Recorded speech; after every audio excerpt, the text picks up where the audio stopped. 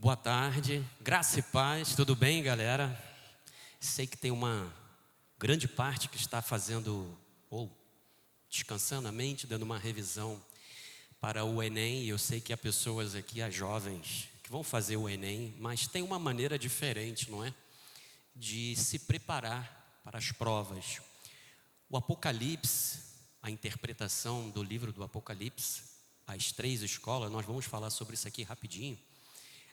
É a mesma coisa, cada escola com uma visão a respeito das últimas coisas, como eles encaram o arrebatamento e tudo mais. Eu só quero dizer uma coisa para vocês: todos nós somos irmãos, ok? Ninguém vai perder a salvação, ninguém vai deixar de ir para o céu, porque um é dispensacionalista, o outro é aliancista, um acredita que vai passar pela grande tribulação, o outro não acredita que vai passar pela grande tribulação, um acredita que tem milênio de mil anos,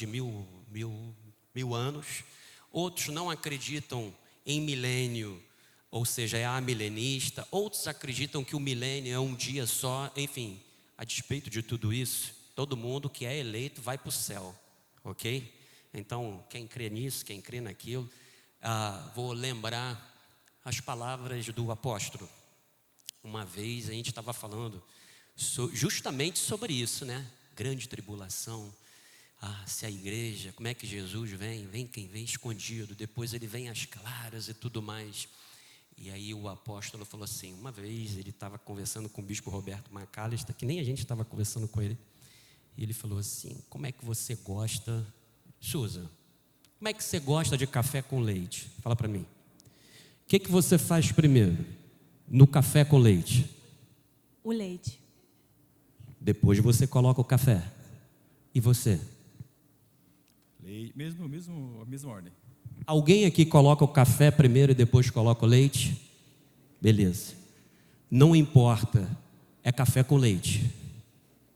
Então, se é pré, se é pós, se é meso, é todo mundo que é eleito vai para o céu, ok? Alguns vão ter uma surpresa, ou quem sabe todos nós teremos uma surpresa, mas é eleito. Ninguém perde a salvação, ninguém é herege, ninguém é o anticristo, porque um é dispensacionalista, o outro não é, ok? Vamos deixar isso aqui acordado, porque senão vão ficar assim: nossa, você não acredita no milênio? Isso é uma heresia. Você é dispensacionalista? Que isso? Não acredito nisso. E eu falei para o Gabriel, não é bem um culto, mas é um ambiente onde nós podemos cultuar a Deus, mas também aprender um pouco a respeito da palavra de Deus, e também vamos crescer um pouco culturalmente, ok? Em nome de Jesus. Então, falei para o Gabriel, você que nos assiste pela internet, se você tem dúvidas, pode colocar suas perguntas aí no chat, dentro do Apocalipse. Se alguém me perguntar sobre as 70 semanas de Daniel, não vou responder, porque é um outro assunto, que faz parte também da linguagem apocalíptica, ok? Mas isso aí é um outro assunto para uma outra ocasião. Então eu já estou aqui com a minha Bíblia. Tem alguns versículos que vocês vão ler, ok? Quem quiser gravar, pode gravar. Quem quiser escrever no celular, pode escrever. Enfim, falei para o Gabriel que eu não ia trazer nada digitado, porque vocês têm que queimar a bufa, ok? Então a melhor forma é o quê? Você fazendo anotações, é você fazendo a leitura. Então vamos lá. Em primeiro lugar, quero agradecer a Deus pelo convite dos bispos Gabriel e Carol, de eu poder estar aqui, ok? É uma grande honra, para mim é um privilégio, eu me amarro em estar aqui com vocês. E nós vamos repetir aqui esses encontros, pelo menos bimestralmente, a partir do ano que vem.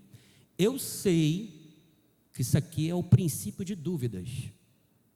Jesus falou sobre o princípio de dores e eu já estou falando sobre o princípio de dúvidas, ok? Então daqui eu sei que nós vamos falar bastante ainda sobre esse assunto aqui do Apocalipse. Então agradeço a Deus pela vida dos bispos, pelo convite. Quero dizer que tanto eu quanto a minha esposa, a bispa Cristiane, os bispos nacionais, eu falo em nome da liderança, nosso apóstolo, nossa bispa, todos nós temos muita alegria e muito orgulho no nosso coração de ter esse casal à frente da nossa juventude. Oi. Está sem som pela internet. Ainda, Joás, lá em cima, é lá na mesa, faz essa gentileza para mim. Hã? Pô, Gabi, o pessoal... Jesus, olha só, eu acho que é de acordo com a plataforma, porque tem uns que estão assistindo pelo computador e outros estão assistindo pelo celular. Então faz o seguinte, independentemente da plataforma que você está assistindo, dá um atualizar, seja no aplicativo do YouTube, fecha, se for pelo celular, e abre de novo. Se for computador, atualiza a página, ok? Em nome de Jesus. E nós temos muita alegria, tá? Gabriel e Carol, bispos amados, são pessoas da nossa inteira confiança e foram escolhidos por Deus para estar aqui apacentando o coração de vocês. Então, tudo que vocês, apesar de todos terem acesso até nós, mas tudo que vocês compartilham com eles, vocês podem ter certeza que a liderança está por dentro de tudo, viu? E nós amamos essa família em nome de Jesus, viu? E agradecer a Deus também pela vida do nosso apóstolo. E vou repetir aquilo que o bispo Gabriel já falou. Nós temos 8 ou 9 volumes, se eu não me engano, do livro do Apocalipse. Então, seria bom que você já tivesse a sua coleçãozinha, porque aí ia ficar mais fácil de responder as perguntas de vocês. Mas então, vamos lá. Ganhei aqui um plannerzinho da escola bíblica. Isso aqui é maravilhoso, foi daqui que eu mandei para o Gabriel. Então vamos lá. Primeira coisa, Apocalipse capítulo 1, versículo 1. Revelação de Jesus Cristo, que Deus lhe deu para mostrar aos seus servos as coisas que em breve devem acontecer e que ele, enviando por intermédio do seu anjo, notificou ao seu servo João. Então vamos lá. Em primeiro lugar, o que é Apocalipse? Apocalipse é uma palavra do grego, apocalipsis. Então, Apocalipse significa simplesmente descobrir, tirar o véu, desvendar, revelar. Ou seja, apo, desde dentro para fora, calupsis, cobertura de um véu. Isso aí foi o William Barclay, muito boa a definição dele. Então, Gibson já havia dito que o Apocalipse, ele é um livro que não é selado, ok? Ou seja, não é um livro em segredo, para revelar o quê? Os planos e propósitos de Deus. Então, o Apocalipse, ele é um livro que revela os planos e os propósitos de quem? De um Deus soberano. Então, quando você olha lá em Mateus 24, 3 a 13, quando fala sobre guerras, fomes, cataclisma, enfim, as pessoas só veem a desgraça, não é? As pessoas quando falam de Apocalipse, a primeira coisa que se remete é o quê? Desgraça. Ou então, aquela série Deixados para Trás, como se aquilo ali fosse algo definitivo. Está todo mundo no avião, de repente o piloto é arrebatado, cai o avião, é uma desgraça, todo mundo morre, coloca a culpa nos UFO, nos ETs, são extraterrestres, os crentes já estavam avisando que eles iam ser arrebatados e tudo bem, uma ficção, eu chamo de ficção gospel, mas tem gente que gosta porque rende o assunto. Então vamos lá, Jesus ele simplesmente começa a dar o start, mostrando o início. No Monte das Oliveiras achava-se Jesus sentado quando se aproximaram dele os discípulos. Em particular, olha como é que os discípulos são malandros, Gabi. Jesus falando ali, pregando, e de repente um discípulo chegou e falou assim: aí, fala para a gente quando é que isso tudo aí vai acontecer, porque Jesus tinha falado sobre a destruição do templo, não é? Que aconteceu em 70 depois de Cristo, através de Vespasiano. E aí ele vira e fala assim: olha, diz para a gente quando é que vai ocorrer o fim do mundo. E aí Jesus disse: vede, qual foi a primeira coisa que Jesus falou? Que ninguém vos... A primeira coisa que Jesus está falando é que nos últimos dias haveria algo chamado apostasia, engano. Para enganar, se possível, quem? Os eleitos. Agora, quem não é eleito já está enganado. Não será enganado, já está enganado. E ele continua dizendo, adianta por favor, isso, porque muitos virão muitos em meu nome dizendo, eu sou o Cristo, e enganarão o quê? A muitos. Mas não é só aqueles loucos que dizem que são Jesus Cristo carne, mas aqueles que se dizem porta-vozes de Cristo.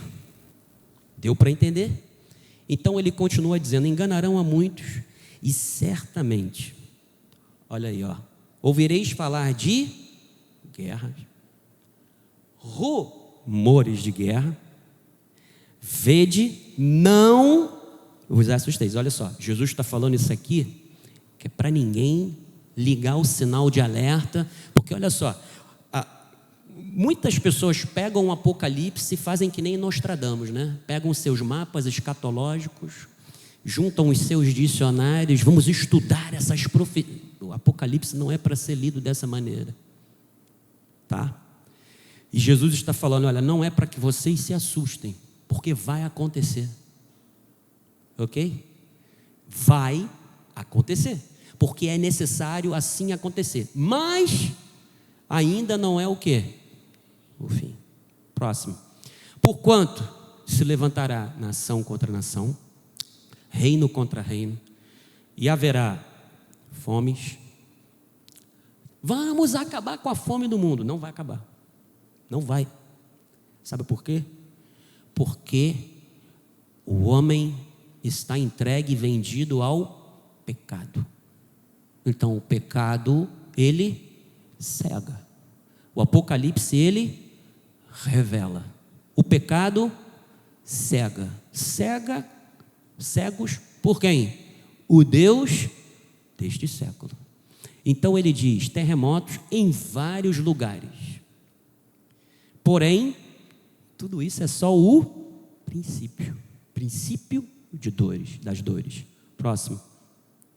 Então, sereis o quê?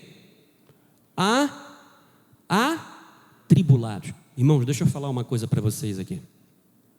Aqui e nos países onde há liberdade de culto, porque é uma premissa constitucional. O direito e a liberdade de culto é garantido pela Constituição. Todo mundo sabe aqui o que é Constituição, certo? Quem não sabe o que é Constituição, não é vergonha dizer que não sabe. Beleza, todo mundo sabe. Vocês estão, padrão. Agora, nos outros lugares, onde tem o hinduísmo, o islamismo radical, tá? Porque existe o islamismo, digamos assim, e as vertentes do islamismo, que é a radicalização da fé, tá? Onde nós temos hinduísmo, shintoísmo, budismo não, tá? Onde não há a garantia do culto. O que acontece? Tem um site que se chama Igreja Perseguida. Depois você pesquisa lá no Google, dá uma olhada o que acontece com aqueles que se dizem cristãos nesses lugares. São mortos, são trucidados, são queimados em praça pública, são retalhados em praça pública, então sereis o quê? Atribulados e vos? Gente, não é para ter medo não. Eu sei que é forte, mas olha só, aqui não é o nosso lugar, certo? E é bom ter uma galera de cabeça fresca, jovem, porque tem uma galera lá fora que não está preparada para viver isso aqui. E nós, eu pelo menos digo, eu estou preparado. E eu sei que muitos precisam estar preparados para isso aqui, isso é normal. Agora, não preparar a igreja para qualquer tipo de momento, especialmente... Gente, olha só, o que a gente passa hoje em dia? Nas universidades, nas escolas. Hoje as pessoas falam bullying.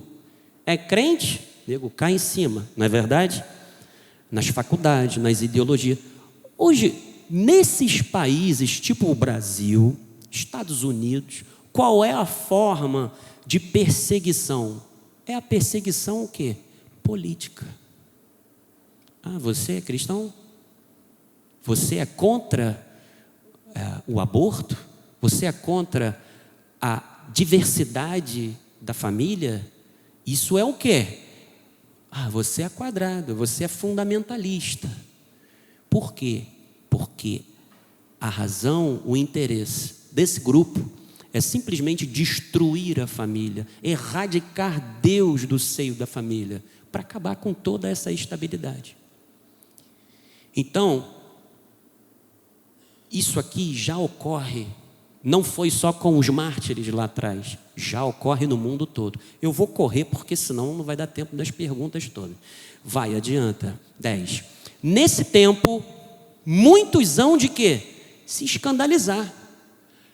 Gente, lembra do que Jesus falou? Aquele que perseverar até o fim será o quê? Ele vai falar depois ali, se eu não me engano, é no 13.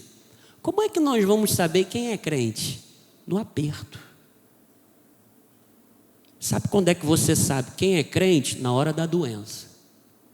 Sabe como é que você sabe quem é crente? Na hora que você é traído.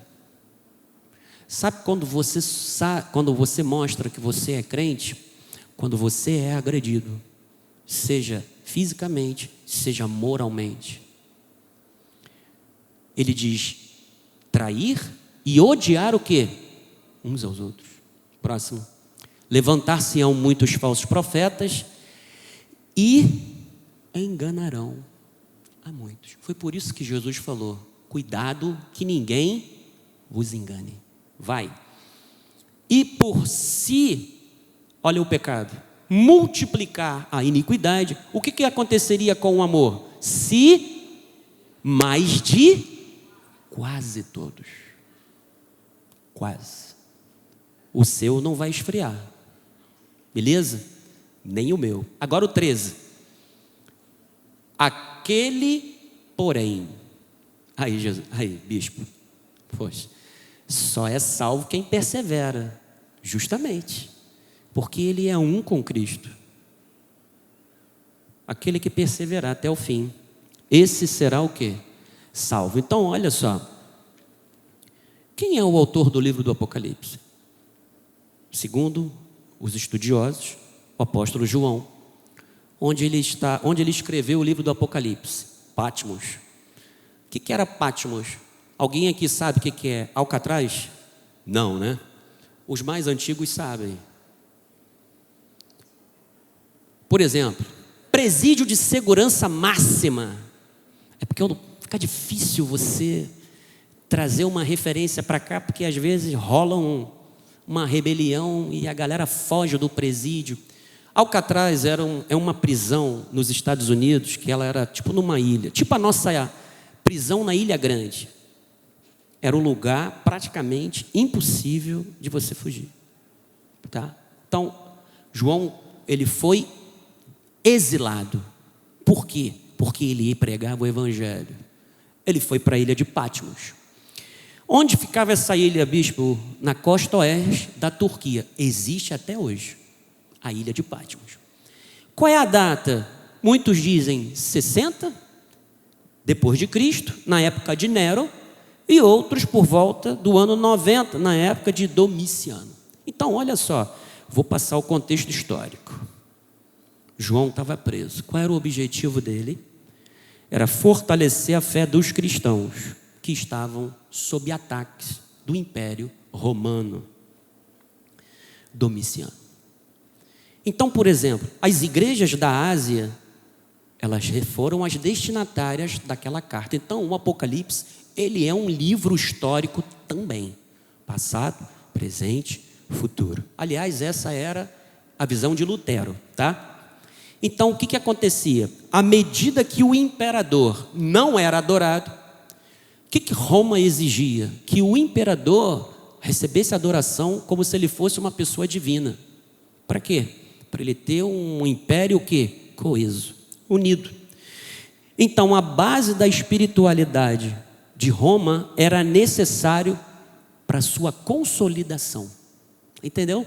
Unir política e religião. Então, você pode ver que isso não é algo antigo, não é algo novo, é algo antigo. Então, como é que você olha para tudo isso de forma teológica? Em primeiro lugar, Deus é soberano. Por que isso? Porque os cristãos acreditavam que Deus, como soberano, era Ele quem controlava e era Ele quem dizia como a história se desenrola. Só que o imperador romano, ele dizia o seguinte: o destino da humanidade, do mundo, está na palma da minha mão, porque eu sou Roma. Eu sou o império que expande e que domina. Então tudo está sujeito a mim. Só que os cristãos não concordavam dessa maneira. Então o que estava acontecendo? Os apóstolos históricos já não existiam mais. Haviam sido martirizados. Então a igreja já estava na sua segunda e terceira geração. Então o entusiasmo, aquela fé fervorosa que eles tinham, o que aconteceu?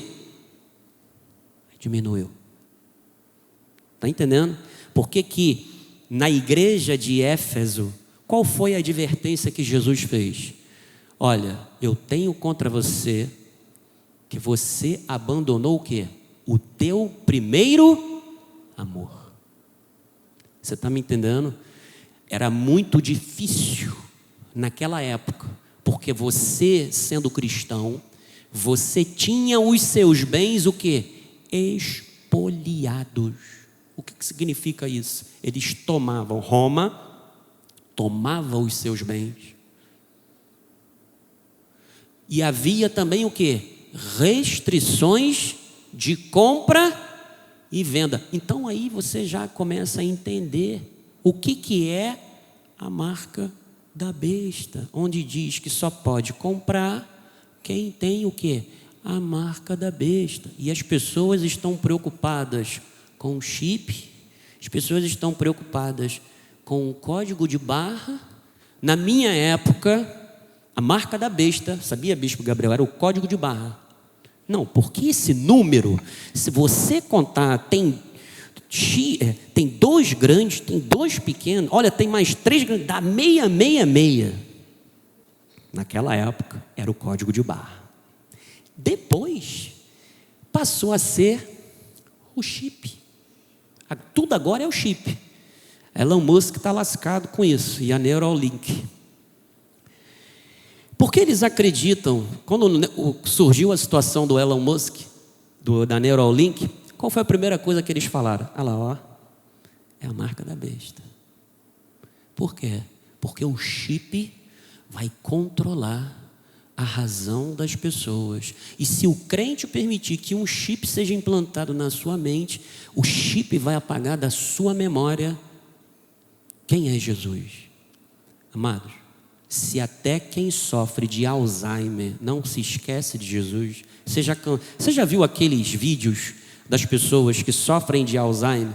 Às vezes os filhos perguntam para os pais, e os pais não se lembram dos filhos. Mas aí um fala assim: Jesus é o meu Salvador, Jesus é o meu Senhor. Não sei se você já viu isso, mas eu canso de ver esses vídeos. Não tem como você tirar Jesus de dentro de um eleito, porque ele e Jesus são uma só pessoa. Entendeu? Então antes o chip era a marca da besta. Depois passou a ser a internet. 3G, 4G, 5G. Eu me lembro na época do Covid que tinha um que falava que era o 5G. Porque o 5G vai aparelhar toda a estrutura do anticristo. Já estamos no 5G. Daqui a pouco vai passar por 6G, por 7G, 8G, 9G. O que é isso, gente? Ignorância. O Apocalipse não está aqui para criar confusão e nem gerar especulações, ok? E nós também não estamos aqui para acrescentar nada do que está escrito, porque não se pode tirar e nem acrescentar aquilo que foi escrito. Então, Deus, ele é soberano. Apocalipse 2, 26, 29. Ao vencedor que guardar até o fim as minhas obras, eu lhe darei autoridade sobre as nações. E com cetro, olha, Gabi, eu gosto muito daquele louvor. Sobre um trono de justiça, não é? Eternamente ele reinará para governar as nações em amor. É o que está escrito ali? Com cetro de ferro. Mas a música pode, porque é licença poética, né? Eu gosto, eu me amarro disso também. A Ágata também canta toda hora. E com cetro de ferro as regerá e as reduzirá o quê? A pedaços, como se fossem o quê? Objetos de barro. Próximo. Assim como também eu recebi de meu Pai, dar-lhe-ei ainda o quê? A estrela da manhã. Próximo. Quem tem ouvidos, ouça o quê? O Espírito diz às igrejas. Próximo. Sabe, porém, isto nos últimos dias sobrevirão o quê? Tempos difíceis. Timóteo, falando sobre o quê? Apostasia. Espera aí, eu já me adiantei. Obrigado. Não, pode deixar aí, velho. Eu me adiantei. Então, olha só. Segunda parte. Cristo, a divindade de Cristo. Olha, o apóstolo está numa série sobre a soberania. Olha só, como é que é o português, né? O apóstolo está falando sobre uma série sobre a soberania de Deus. O português é cruel. O apóstolo está falando a respeito da soberania de Deus. Uma série maravilhosa. E ele já disse que em dezembro será o quê? A divindade de Cristo. Então, agora entra a divindade de Cristo. Cristo como Cordeiro, Cristo como Rei dos Reis. Por quê? Com o esfriamento da fé entra a apostasia. E a galera do engano está fazendo o quê? Dizendo que Cristo não é Deus.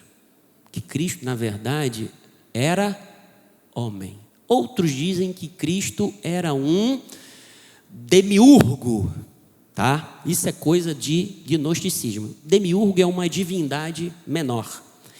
Então, Apocalipse 1, 4 a 8. Apocalipse 4, 1 a 8. Peraí, acho que... eu esqueci de gravar. Não precisa ir não. Eu esqueci de gravar. Eu vou ler aqui. Apocalipse 1, 4 a 8. Porque eu falei para o Gabriel, bispo Gabriel, que era só para colocar aquilo que estava em vermelho. E eu esqueci essa aqui. João, às 7 igrejas que se encontram na Ásia, graça e paz da parte daquele que é, que era, o que há de vir, da parte dos 7 Espíritos. E da parte de Jesus Cristo, a fiel testemunha, o primogênito dos mortos e o soberano dos reis da terra. Aquele que nos ama e pelo seu sangue nos libertou dos nossos pecados e nos constituiu reinos e sacerdotes para o seu Deus e Pai. A ele glória e domínio pelos séculos dos séculos. E ele diz: eis que vem com as nuvens, todo olho o verá, até quantos o transpassaram, e todas as tribos da terra se lamentarão sobre ele. Certamente, amém. Eu sou o Alfa e Ômega, diz o Senhor Deus, aquele que é, que era, que há de vir, o Todo-Poderoso. Então, o que os falsos mestres eles fazem? Eles seduzem o povo de Deus a fim de que eles evitem o quê? Sofrimento. Pô, bispo, tu vai falar de novo sobre sofrimento? Tem que falar, mano. Porque cristianismo não é isenção de sofrimento. Cristianismo é você saber que por detrás do sofrimento há um propósito. E que isso não é capaz de tirar a sua fé daquele que é o autor e o consumador dela. Ok? Então nós não temos que ter medo disso. Sofrimento é algo causado pela condição humana, por causa do pecado.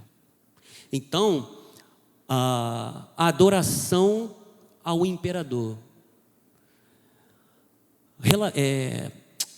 revelação espúria, ou seja,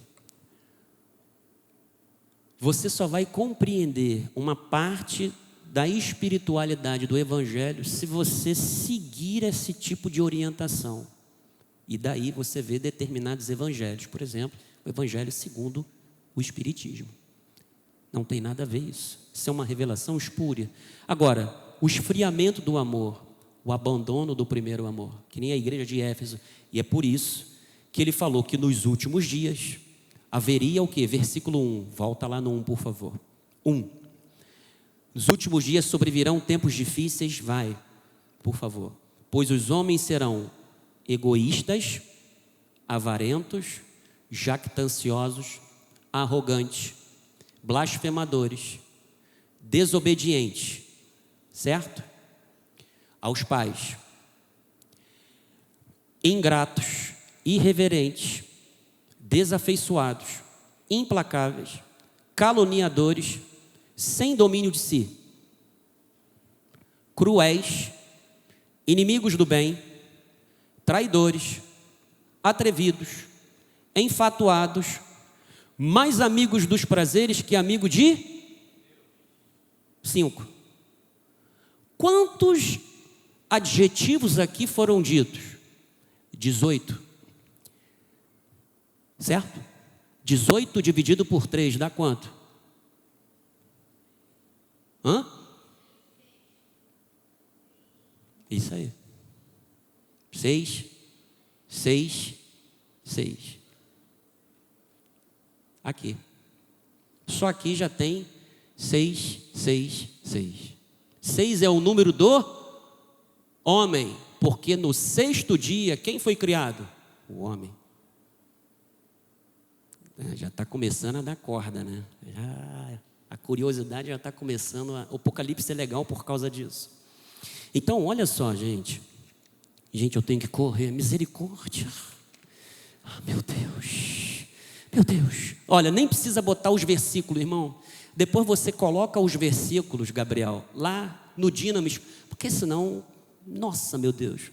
Por isso é que eu falei, isso aqui é só uma introdução, mas é muito grande isso. Então vamos lá. Cristo, agora o desfecho do plano soberano de Deus, do plano divino.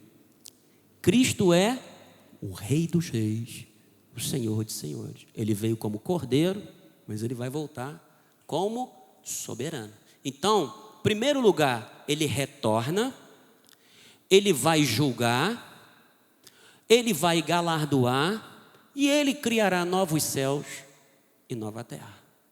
Tudo isso aqui que você está vendo vai mudar.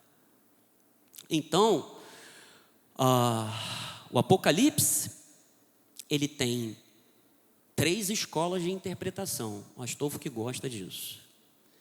E ele tem uma linguagem apocalíptica. O que é uma linguagem apocalíptica? Linguagem apocalíptica faz parte da literatura judaica, tá? É uma linguagem figurativa e simbólica. Então, referente ao final dos tempos. O grande problema do Apocalipse é que as pessoas olham e interpretam ela de forma literal. Nem tudo, ou a grande parte do Apocalipse, não é literal, mas simbólico. Ok? Então, ela é utilizada em momentos de opressão, utilizando código de linguagem. Lembra do 666? Código de linguagem para... Por que esses códigos? Por que esses simbolismos? Para proteger o autor e aqueles que são os destinatários da mensagem. Então o Apocalipse, de certa forma, é um livro que tinha alguns códigos, para quê? Para proteger quem emitiu a mensagem e quem receberia a mensagem. Deu para entender? Então, o que acontece? Eles descrevem figuras e linguagens, às vezes bizarras. Você vai ver lá depois em Ezequiel 1, 5 a 6. Eles falam de números com mensagens codificadas. Esse aí pode colocar, irmão, que esse aqui todo mundo quer ler esse aqui. Apocalipse 13, 11. Eu vou ler rápido. Apocalipse 13, 11. 13, 11. Eu acho que o HJ não entendeu minha letra. Então vamos lá. Meu garrancho correndo é um perigo. Eu vou ler aqui. Apocalipse 13, 11. Tá ali, ó. Vi ainda. Isso aqui é linguagem apocalíptica. Outra besta emergir da terra, possuía 2 chifres, parecia cordeiro, mas falava como um dragão. Próximo. Exerce toda a autoridade da primeira besta na sua presença. Faz com que a terra e os seus habitantes adorem a primeira besta, cuja ferida mortal fora curada. Também opera grandes sinais, de maneira que até o fogo do céu faz descer a terra diante dos homens. Isso tudo é linguagem apocalíptica. Vai. Seduz os que habitam sobre a terra por causa dos sinais que lhe foi dado executar diante da besta, dizendo aos que habitam sobre a terra que façam uma imagem à besta, aquela que ferida a espada sobreviveu. 15. Delay, isso. E lhe foi dado comunicar fôlego à imagem da besta, para que não só a imagem falasse. Isso aqui o pessoal já está falando que é a internet. Caramba, a Carol já está com as 10 folhas ali. Como ainda fizesse morrer quantos não adorassem a besta. Próximo. A todos os pequenos e os grandes, os ricos, os pobres, os livres e os escravos, faz que lhe seja dada certa marca, olha lá, bispo, a marca na mão, ó. Na mão direita ou sobre a fronte. Não fala as duas, fala ou um ou outro, né? Mas as pessoas já falam que é os dois. Para que ninguém possa comprar, vender, senão aquele que tem o quê? A marca da besta ou o número do quê? Do seu nome. Agora, 18. Aqui está a sabedoria. Aquele que tem entendimento, calcule o número da besta, pois é número de homem. Porque 6 é o número do homem. Ora, esse número é 666. Então, teve até um movimento louco aí que tatuou 666 para provar que o número não era o número da besta no sentido de que se é pregado aí fora. Isso é uma bizarrice, tá? Então, olha só, eles demonstram a luta do bem contra o mal, por exemplo, Apocalipse 24, 21. O bem vencendo o mal, Isaías 27, 1. Agora, vamos lá. Aqui é que o negócio começa a apertar. As escolas de interpretação do Apocalipse. Vou ser rápido, para vocês já perguntarem. Primeiro lugar, pós-milenista ou pós-milenarismo. O que é isso mesmo? Milenismo de milênio. O que significa isso? Esses estudiosos, essa escola de interpretação do Apocalipse diz o seguinte, que a segunda vinda de Jesus ocorrerá após uma grande conversão das nações por conta de uma manifestação, de um avivamento do Espírito Santo, que conduzirá as nações ao quê? A uma grande conversão. Aquilo que você leu lá em Atos 2, sobre o derramamento do Espírito, e aquelas conversões, aquilo ali vai ser fichinha perto do último derramamento do Espírito Santo, onde as pessoas se converterão, e aí Jesus volta. Para essas pessoas, o milênio, ele não é um milênio literal, ele é um milênio espiritual. Mas para efeito da segunda vinda de Cristo, Jesus volta após a culminação de tudo isso. Bispo, quem acreditava nisso? Quem acreditava nessa escola começou com Agostinho, mas depois Agostinho já fez uma outra vertente. Jonathan Edwards é um grande reformador. Charles Hodge também, tá? Agora, pré-milenista. Aqui é que o negócio começa a ficar brabo, tá? Porque ele se divide em duas partes. O pré-milenismo histórico e o dispensacional. O que é o pré-milenismo dispensacional? Eles dizem que Jesus ele volta antes do milênio. Ele volta e estabelece o milênio. O que é um milênio? 1000 anos. Um reinado de Cristo por 1000 anos. E aí, o que acontece? O dispensacionalismo, ele acredita que Cristo vem em 2 momentos, que eu classifico como Jesus em 3 vindas. Por que 2 momentos? Jesus vem em secreto, arrebata a igreja. Depois Jesus volta, depois da grande tribulação, com a igreja. Na verdade, Jesus, segundo essa visão, volta 3 vezes. Primeiro ele já veio. A segunda vinda, ele vem escondido de todo mundo. Já viu isso? Quando a Bíblia diz que todo olho verá, mas ele vem escondido. E aí ele faz um rapto, que não está no original bíblico, tá? E aí vamos participar das bodas do Cordeiro, tem um banquete maravilhoso e o couro está comendo aqui embaixo. E quem está aqui, quem ficou aqui, será salvo através da lei de Moisés.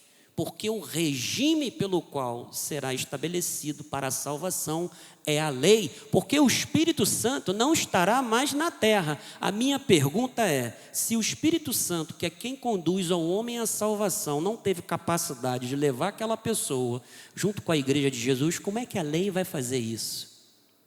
Você está querendo dizer que a lei é melhor do que a graça? Gente, é argumento. Quem conduz a pessoa a Cristo? É o Espírito Santo. Perfeito? Quem convence o homem do pecado? É o Espírito Santo. Então, se o Espírito Santo não estiver aqui, como é que vai ter salvação, amado?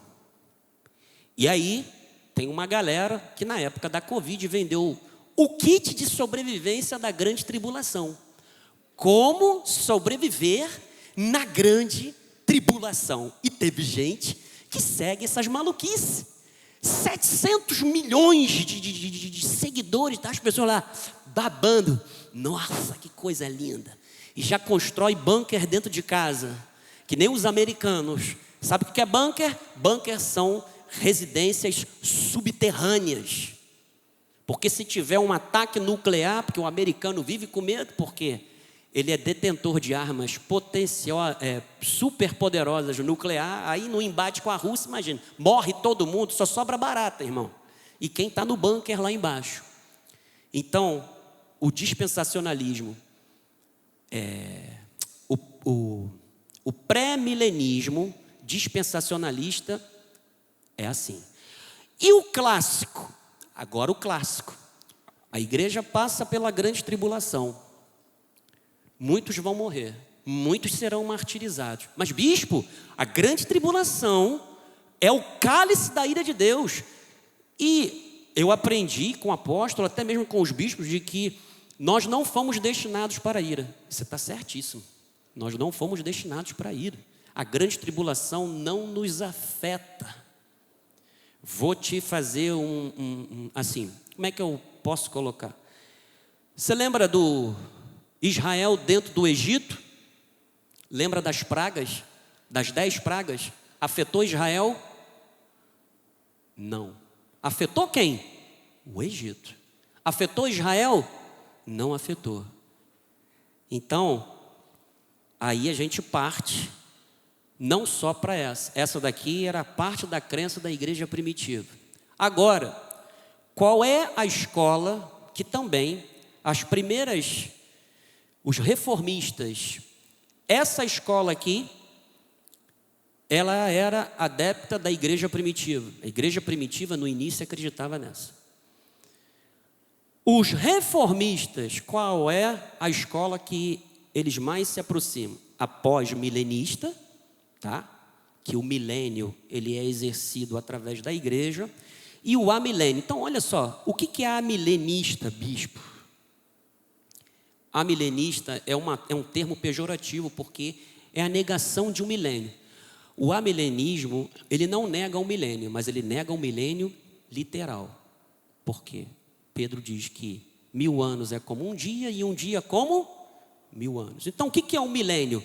O milênio da morte de Cristo até a segunda vida de Cristo é exercido por Cristo através de quem? Da igreja. Por isso é que Paulo disse que os que recebem o dom da graça e o dom da justiça reinarão em vida através de quem? Jesus Cristo. Bispo, e a grande tribulação, como é que fica? Não são 7 anos. Por que isso? Porque os dispensacionalistas acreditam que a grande tribulação é um período de 7 anos. 3 anos e meio de paz, 3 anos e meio de sofrimento. Só que olha só, e depois Jesus vem. Como é que você define que a grande tribulação é um período de 7 anos? Lá por causa das 70 semanas de Daniel, que tem várias interpretações e essa é uma delas.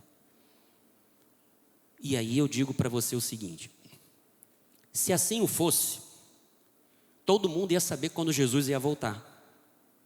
Perfeito? Se ele vem depois de 7 anos, se hoje começa a grande tribulação, porque eles dizem que nós passamos os 3 anos e meio de paz, depois subimos, quando o couro começa a pegar, né? Aí Jesus vem, peraí, não, agora que a coisa está braba, vocês vêm. E aí é só fazer a conta. 3 anos e meio, Jesus, quando a Bíblia diz que ninguém sabe quando ele volta. Então como é que a gente pode afirmar que após 7 anos Jesus volta? Não existe isso. Está entendendo? O amilenismo não. O amilenismo, Cristo exerce o governo através da igreja. É um milênio. Quando ele volta, ele estabelece o quê? O trono branco. Juízo final. Nós, galardões. O ímpio, castigo eterno. Novos céus, nova terra. Tudo isso, quando Cristo volta, a ressurreição acontece. Deu para vocês entenderem? Eu sei que é muita informação, mas não tem importância não. A gente vai ficar falando sobre isso aqui, ó, até todo mundo entender. Agora, vamos lá, meu irmão. Caraca, meu irmão. Só papiro, meu irmão, pega aí. Eu já sabia que isso ia acontecer. Ainda corri, ainda tem mais coisa ali sobre simbologia que eu não falei. Vou deixar para outra vez. Ó, como vai ser esse dragão, quase que eu nem consegui falar. Como vai ser esse dragão que virá na volta de Jesus? Gente, olha só. O dragão não é que nem aquele da caverna do dragão. Lembra do Tiamat? Quem aqui já viu esse desenho, Caverna do Dragão? Vocês sabem que Tiamat é uma figura mitológica. Tiamat é uma figura mitológica, ok? Então quem viu, daqui a pouco todo mundo vai procurar na internet, Caverna do Dragão, Tiamat. Gente, isso é uma simbologia. Não vai sair um dragão, sabe, lá do vulcão de Nova Iguaçu, que está extinto, dormindo, e sai um dragão gigante. Não, não é isso. Por que um dragão? Um dragão simbolizava o quê? Ferocidade. Besta. Por que o nome besta? Porque o que é uma besta? É um animal. Sem escrúpulos, sem sentidos. Ah, bispo, o que são as diademas? As diademas já é o G20. Porque são as nações, tudo mais, e por aí afora, gente, ó, é por aí mesmo. As diademas, tudo isso são o quê? São as nações, os povos pelo qual ele exerce controle. Está entendendo? O que é uma diadema? Diadema é uma coroa. E a Bíblia diz que Satanás, ele é o quê? Ele é o Deus deste século, o apóstolo já falou. Nosso Deus, ele é um Deus triuno. Aí você vai ver a triunidade satânica, que é quem? É o dragão, Satanás, a besta que emerge do mar, que é o anticristo, e a besta que emerge da terra, que é o falso profeta. Tudo isso são símbolos. Mar, na literatura hebraica, significa nações, significa oposição. Leviatã, que é um peixe que todo mundo diz que foi o peixe que não foi uma baleia, foi o Leviatã que engoliu Jonas. Então tudo isso é o que a Bíblia diz, que Deus pesca o Leviatã pelo nariz. Isso tudo é uma linguagem poética para retratar o poder e a autoridade que Deus tem sobre tudo. Antigamente o mar, ele era visto como um devorador de pessoas, era visto como um devorador de homens. E a Bíblia diz o quê? Que Deus tem domínio sobre o mar. Então tudo isso é uma linguagem apocalíptica, poética. A linguagem apocalíptica, ela é como funciona a linguagem poética na Bíblia, ok? Você acha que o mundo já está preparando a chegada do anticristo num curto espaço de tempo? Não, há muito tempo. Olha só, quando você olha para o Antigo Testamento, você vê manifestações do Messias. Moisés era um Messias. O que é o Messias? Messias é um libertador. É aquele que vai acabar com a tirania, vai trazer, sabe, a justiça, vai trazer a paz para o povo de Israel. Os israelitas, os judeus estão aguardando o Mashiach. Falando nisso, Davizão, meu amigo Davi, recebe shalom, ok? Graça e paz, está nos assistindo lá pelo chat. Davizão, meu irmão do coração. Então, o que acontece?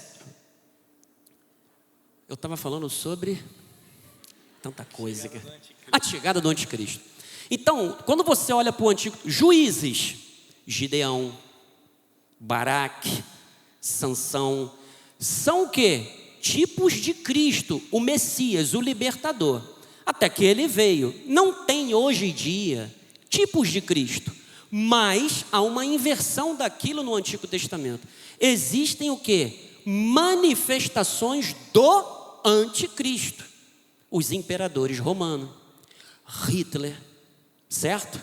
Esses genocidas, esses Gengis Khan, está entendendo? Tudo isso é o que? São manifestações do anticristo. Por quê? Quando você vai lá em Tessalonicenses, não está não, mas aqui, que nem dizia o louco lá, a gente faz ao vivo, quem sabe faz ao vivo. 1 de Tessalonicenses, primeira não, segunda, aqui ó, 2 de Tessalonicenses 2,7, com efeito, o apóstolo fala muito sobre isso, está aqui, o mistério da iniquidade. O que acontece? Já opera e aguarda. Isso aqui é outra coisa também que é super debatida. Quem detém? É o Espírito, é Cristo, é a igreja? Não, quem é? Bom, isso é outro assunto.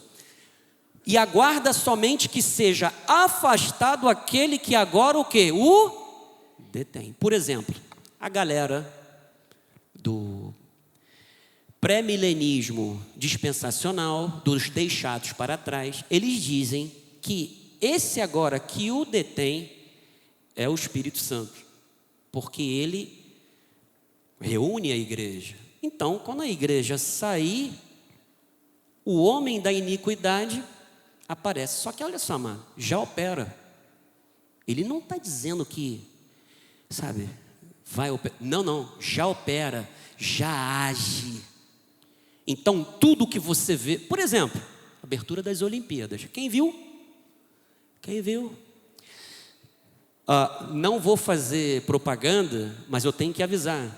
Tem uma cantora aí que a galera se amarra. Não vocês, porque vocês são regenerados, lavados no sangue de Jesus, falam em línguas. Jejum não, que vocês estão debaixo da graça. Mas tem uma cantora aí que tem até desenho animado, fez um videoclipe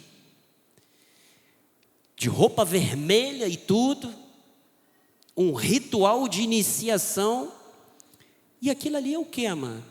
São indícios do mistério da iniquidade. Já opera. Então, tudo já está, pronto. Desde quando o dragão, quando foi expulso, e ele viu que não tinha mais tempo e ele desceu com ira. Isso daí foi o quê? Jesus, quando ressuscita, quando ele despoja principados e potestades na sua morte, impede a ida do acusador ao trono de Deus, está restrito, foi expulso o acusador dos nossos irmãos e o dragão, olha o dragão que foi lançado por terra, por isso é que ele é o Deus deste século, que foi lançado por terra, mas está amarrado, tá? Por que amarrado? Porque ele está sob a jurisdição de um reino que é o reino de Cristo através da igreja. Ele é o cabeça de todo o principado. Jesus disse o quê? Que as portas do inferno não prevalecem contra quem? Contra a igreja. Ele despojou os principados e colocou tudo aos seus pés, Efésios capítulo 1, e o deu quem? A igreja, mano. Então ele não pode fazer nada além daquilo que Deus permita. Lutero dizia que o diabo é um cão na coleira de Deus. Sabe aquele pitbull bravo? É assim que Lutero retratava o diabo. Então, já existe tranquilamente. O templo de Deus no céu é em analogia ao que existia na época dos sacerdotes. A arca da aliança mencionada no tabernáculo é a que estava aqui na terra. Não, peraí. A arca da aliança que estava no tabernáculo era terrena. É porque está falando daquela pergunta lá de Apocalipse 11, 19, não é? Se você pegar todo o contexto, você vai... O que era a arca da aliança? A arca da aliança era a simbologia da presença de Deus. Para chegar na arca da aliança, só quem podia entrar era o quem? O sumo sacerdote. Somente o sumo sacerdote tinha acesso à presença de Deus. Uma vez por ano, no Yom Kippur, ele jejuava, toda a nação jejuava, ele tinha que se lavar. Olha aí, ó. Lembra de João Batista, quando Jesus foi em direção a ele? Eis o Cordeiro de Deus que tira o pecado do quê? Do mundo. O que João Batista estava dizendo? Olha, aquele ali é o Cordeiro. Por quê? O Cordeiro, antes dele ser sacrificado, ele tinha que ser lavado. E aí João Batista vira para Jesus e fala assim: eu é que preciso ser batizado por ti. E ele não estava falando de batismo nas águas, ele estava falando do Espírito Santo. Eu preciso ser batizado por você, e tu vens a mim. O que ele disse? Convém que se cumpra toda o que? A justiça. Jesus era o verdadeiro cumprimento da lei. Lembra quando ele vira para os religiosos e falam assim: a lei e os profetas, verdade? Sem a qual ninguém verá a luz. Quando ele fala sobre dízimos e ofertas, o que ele fala? Vocês devem fazer isso sem desconsiderar o quê? A lei, sem desconsiderar o quê? A justiça e a misericórdia. Então Jesus veio no cumprimento da lei. E aí o que acontece? Ele, como Cordeiro de Deus, veio como Cordeiro, mas ele volta como rei. Mas ele é também o quê? O sumo sacerdote da nossa confissão. Então, a arca da aliança, que representava a presença de Deus, Cristo, quando morre, o véu, de alto a baixo, ele, o que acontece? Rompe. Se ele não rompeu de baixo para cima, mas de alto a baixo. A iniciativa parte de quem? Os céus tomam a iniciativa sempre em nosso favor. O véu é cortado. Não existe mais véu à presença de Deus. Cristo institui um novo e vivo caminho. Então todos nós temos acesso à presença de Deus. Então aquela visão em que a arca da aliança está lá é simbólico para dizer o seguinte: Cristo, aquele que foi morto, que é digno de abrir os selos, ele cumpriu o plano perfeito de Deus. E ele, como rei, ele é aquele que é o mediador entre Deus e os homens. Então, a presença de Deus não é mais algo, sabe, restritivo a uma pessoa de uma determinada linhagem que era da tribo de Levi, mas agora, todos nós temos acesso a Deus por intermédio de quem? Cristo. Por isso é que ele falou: tudo que vocês pedirem em meu nome, a quem? Ao Pai, eu farei. Deu para entender o que significa a arca da aliança?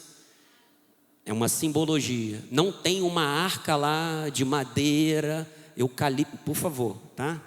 Ó, essas duas aqui eu acho que você respondeu. A igreja passará pela grande tribulação ou será arrebatada antes? Olha só.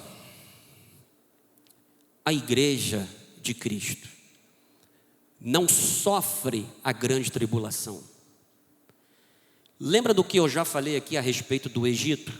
Por exemplo, a arca de Noé. Quem lembra da arca de Noé? Todo mundo foi julgado. Noé e os seus filhos foram poupados. Eu vou dar outro exemplo. Quem lembra aqui de Ló? Ló em Sodoma e Gomorra. O que Deus ele disse? Abraão, meu Deus, Senhor, se tiver lá 50 justos, 100 justos, por causa dos 100 eu não vou destruir. Senhor, se tiver 50, por causa dos 50 eu não vou destruir. Senhor, olha só, lembra do Chaves? Não te irrite. Mas se tiver um justo, por causa daquele um justo, eu não vou destruir a nação. Aí Abraão, o que aconteceu? Deus desceu, é uma cristofania, foi lá tirar quem? Ló e a sua família. Então nós não sofremos dano. A pessoa fica muito... Amado, eu vou dizer o que o apóstolo fala. O que nós já vivemos aqui é uma grande tribulação, cara. É uma grande tribulação.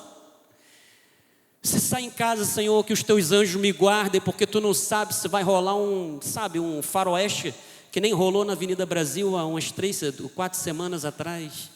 Então olha só, não se preocupe com isso, porque grande tribulação não te afeta em nada, porque você não foi preparado para a ira. Perfeito? Então, o milênio já passou, estamos nele ou virá? Isso aí também tu já... O milênio. Quem é a milenista? Voltando, ninguém deixa de ser de Jesus por causa dessas interpretações, amado. Acontece que uns creem com sofrimento e outros creem de uma outra maneira. Está entendendo?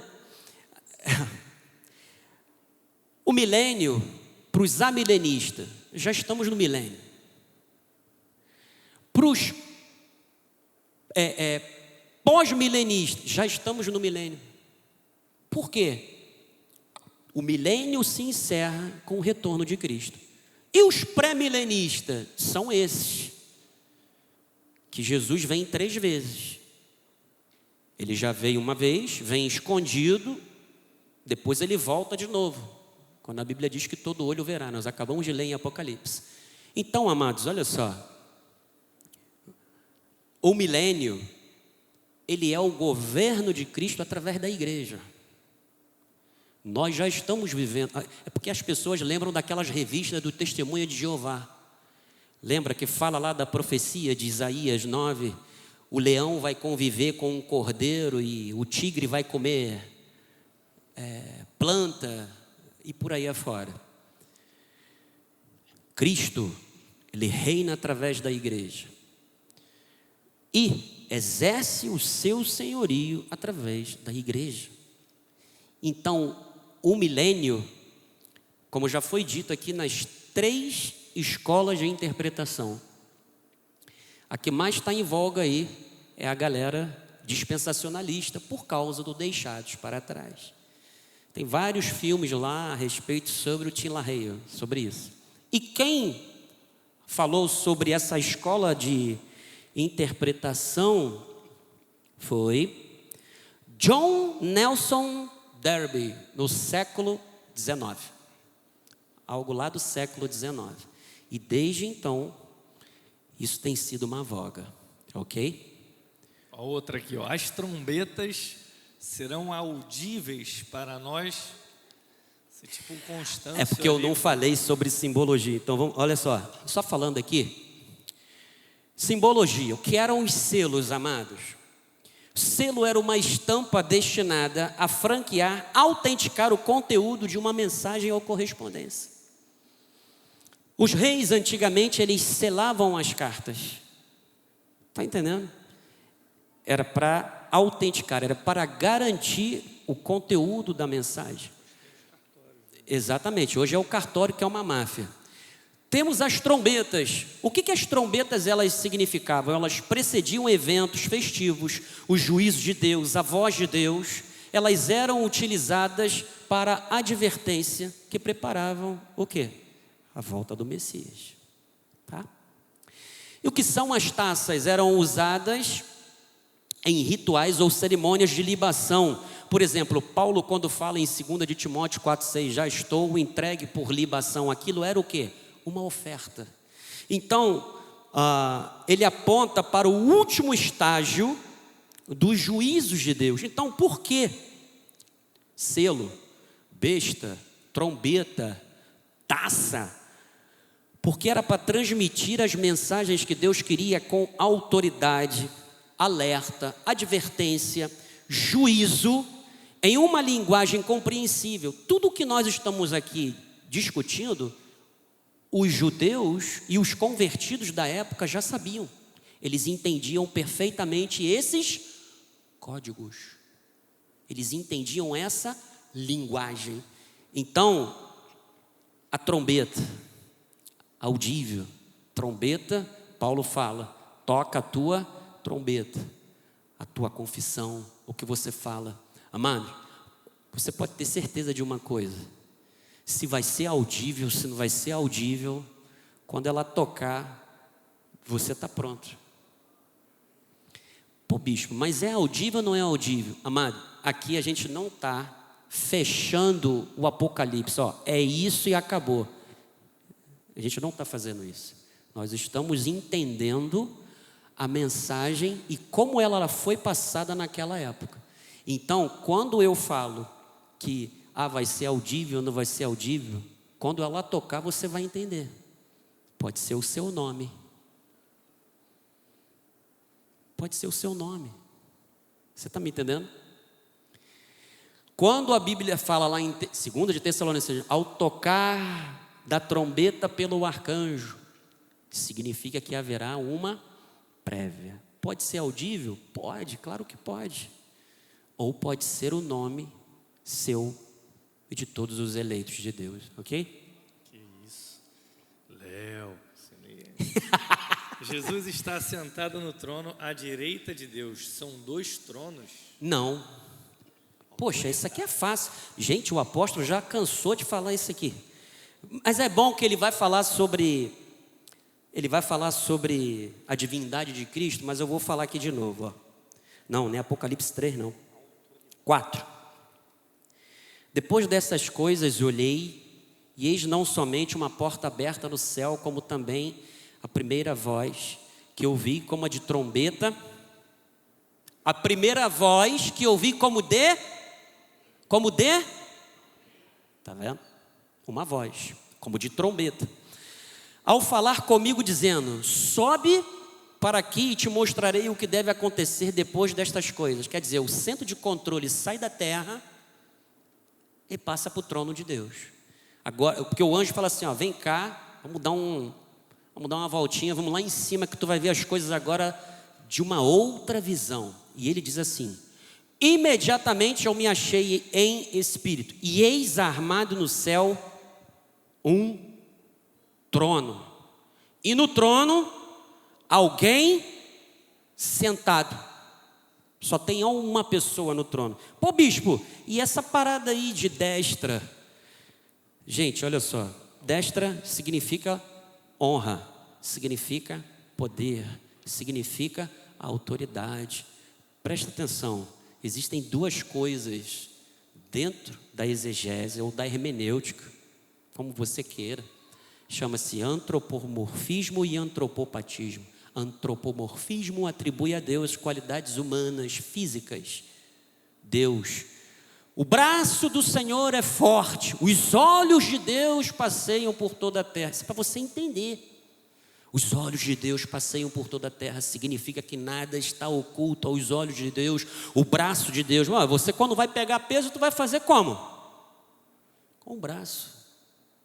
Antropopatismo atribui ou faz um link de Deus com o homem. Por exemplo, Deus se arrependeu de ter criado o homem.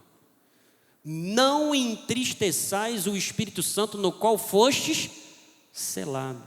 Você está entendendo? Tudo isso é para quê? Para que você compreenda o texto, aquilo dali. Amados, só tem um no trono, que é Ele. Ele que é a imagem. Lembra? Hebreus. Ah, meu Deus, estou fugindo. Hebreus 1. Caramba, já estou passando aqui, hein? Caramba, meu Deus. Tem problema não, qualquer coisa a gente continua da outra vez. Havendo Deus, Hebreus 1, havendo Deus outrora falado muitas vezes, de muitas maneiras, aos pais pelos profetas. Nestes últimos dias nos falou pelo Filho, a quem constituiu o herdeiro de todas as coisas, pelo qual também fez o universo. Ele que é o resplendor da glória e a expressão exata do seu ser, sustentando todas as coisas pela palavra do seu poder, depois de ter feito a purificação dos pecados, assentou-se à direita destra da majestade nas alturas. Por que isso? Porque significa que ele sentou, porque ele terminou a obra que ele tinha para fazer.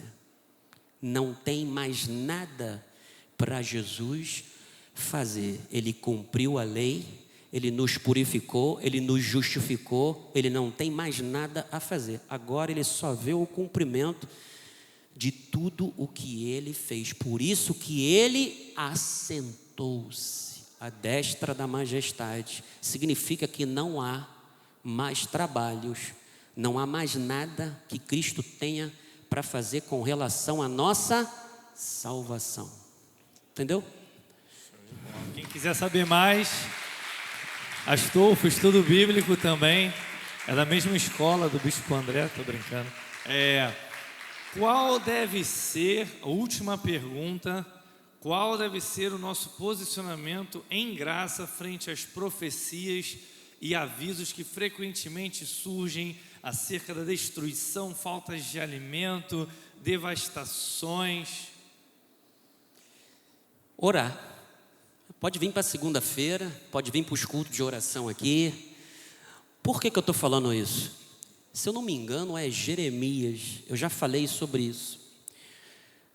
Quando o povo judeu estava cativo na Babilônia, Deus usou o profeta Jeremias e disse: vocês têm que orar por paz nessa cidade. Vocês não têm que pedir a destruição da cidade. Porque quando vocês pedem paz, vocês também vão compartilhar dessa paz.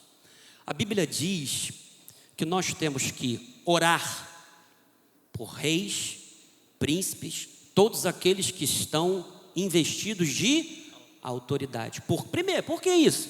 Porque é de interesse de Deus, é agradável diante de Deus, e Deus exige isso de nós. Então nós temos que orar. E também, naquilo que estiver ao nosso alcance, fazer a nossa parte. Aqui a gente tem o bom samaritano. O que está ao nosso alcance, através de cesta básica, através de roupa, através de alimentos, nós fazemos a nossa parte. Isso não significa, já que fome, guerra, então vou deixar rolar e pronto. Não, não é isso. Nós temos que fazer a nossa parte. Nós temos que orar, temos que interceder, temos que saber votar também. Ok? Acabou? Acabou. Daqui, alguém daqui quer perguntar alguma coisa? É agora. É agora. Fale agora ou cale-se para sempre. Não, que isso. Se você tiver alguma pergunta depois, manda para o Bispo Gabriel, lança lá no grupo Dinamis, tá bom? Que aí eu respondo e passo para ele, ok? Ó, isso aqui é só o princípio de dúvidas. Eu sei que lá nas caraminholas de vocês vai ficar alguma coisinha pendente. Não tem problema, tá? E depois o Gabriel vai passar para vocês um debatezinho para vocês escolherem temas, porque bimestralmente nós vamos ter esse tipo de encontro, tá ok? Depois o bispo Gabriel orienta vocês da melhor forma possível. Dá logo a bênção apostólica. Vamos Amém. ficar de pé em nome de Jesus. De pé, Ministério de Louvor. Glória a Deus. Bispo Gabriel vai dar a bênção apostólica e eu agradeço. Me perdoe se eu passei. Não, eu passei do horário. Se me perdoe por eu ter passado em nome de Jesus, mas fica tranquilo que os anjos de Deus vão te conduzir em paz para a sua casa. Amém? Amém. Senhor Jesus, Pai, nós te louvamos, te adoramos, bendizemos o teu nome. Podemos repousar e descansar, porque tu és o nosso descanso.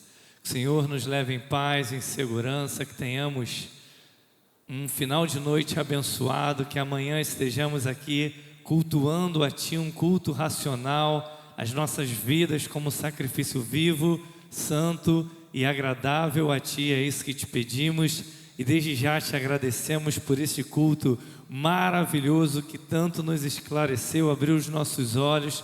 Te agradecemos, te louvamos, para a honra e glória do Teu nome. O povo de Deus diga amém, amém e amém. Glória a Deus. Vamos cantar um último hino, Ao que vencer. Qual que vocês pensaram? Como diz o nosso apóstolo, qual que vocês ensaiaram? Responde com fogo. Vamos nessa.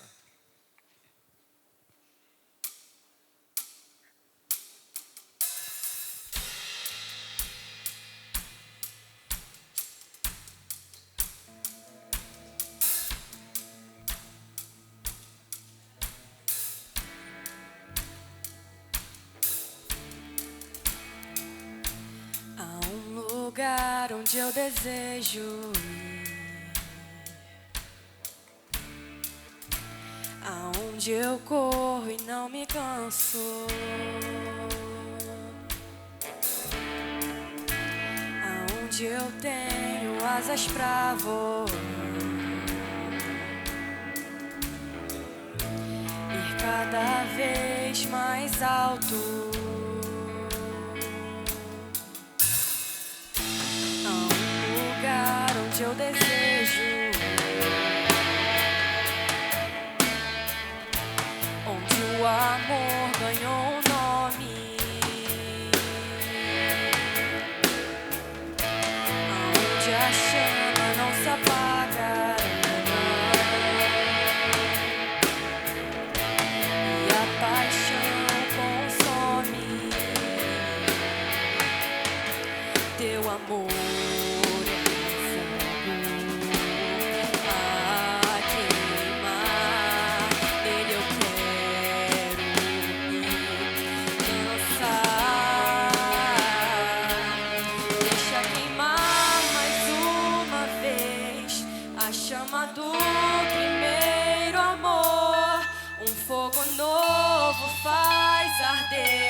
em nós, Senhor, línguas de fogo sobre nós, é o que queremos, ó Senhor, incendiar os corações com teu amor.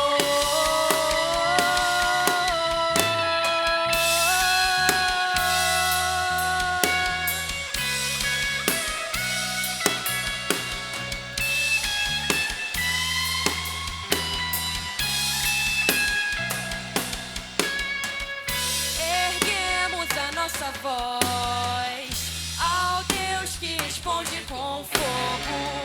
Erguemos a nossa voz e não vamos parar, não vamos parar, não. Erguemos a nossa voz ao Deus que responde com fogo.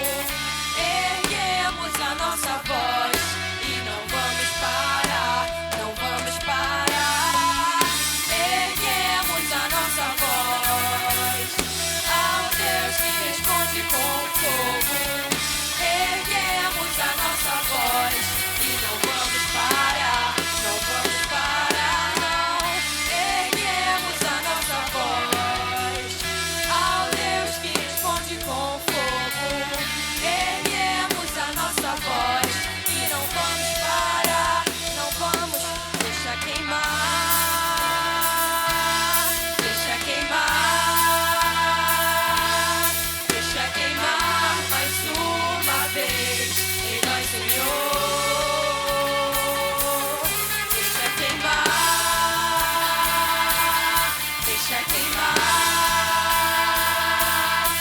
Deixa queimar mais uma vez em nós, Senhor. Deixa queimar mais uma vez a chama do primeiro amor. Um fogo novo faz arder em nós, Senhor. Língua de fogo sobre nós é o que queremos, ó Senhor. Incendiar os corações com teu amor. Erguemos a nossa voz ao Deus que responde com fogo. Erguemos a nossa voz e não vamos parar, não vamos parar, não. Erguemos a nossa voz ao Deus que responde com fogo. Erguemos a nossa voz e não vamos parar, não vamos. Deixa queimar, deixa queimar, deixa queimar mais uma vez em nós, Senhor. Deixa queimar, deixa queimar, deixa queimar mais uma vez em nós, Senhor. Deixa queimar mais uma vez a chama do primeiro amor. Um fogo novo faz arder em nós, Senhor. Língua de fogo sobre nós é o que queremos, ó Senhor. Incendiar os corações com teu amor. Erguemos a nossa voz ao Deus que responde com fogo. Erguemos a nossa voz e não vamos parar, não vamos parar. Erguemos a nossa voz ao Deus que responde com fogo. Erguemos a nossa voz e não vamos parar, não vamos parar, não. Erguemos a nossa voz ao Deus que responde com fogo. Erguemos a nossa voz e não vamos parar, não vamos. Deixa queimar, deixa queimar, deixa queimar mais uma vez em nós, Senhor. Deixa queimar.